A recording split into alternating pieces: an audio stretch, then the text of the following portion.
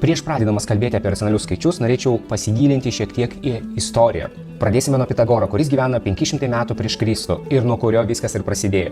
Pitagoras buvo labai žinomas matematikas, bet jo matematika buvo labiau susijęta su gyvenimu, su filosofija, todėl jis taip pat žinomas ir filosofas. Savo matematinius išradimus, apskaičiavimus jis sieja su pasauliu. Pagal jo ir jo mokyklos įsitikinimus visas pasaulis jam buvo skaičiai, viskas prasidėjo nuo racionalių skaičių, kuriais vadovavosi Pitagoras ir jo mokyklos sekėjai. Kas įdomiausia, kad jo mokyklos sekėjai buvo dažnai išsilavinę ir protingi vaikinai ir netgi merginos, kas buvo drausta tais laikais. Bet Pitagoro mokykla nesivadovavo esančiais įstatymais ir laikėsi savo, nes tai buvo filosofinis judėjimas ir jie buvo uždari, susirinkdavo slapta ir kartais valdžia bandė juos drausti ir mokykla buvo išvaroma ne tik iš savo pastato, bet ir iš šalies. Taip Pitagoras pats gavo daug keliauti, slapstytis, bet truputėlį pajudėkime link to, kad Pitagoras buvo pirmas arba vienas iš pirmų filosofų, kuris matematiką ištraukė iš matematikos.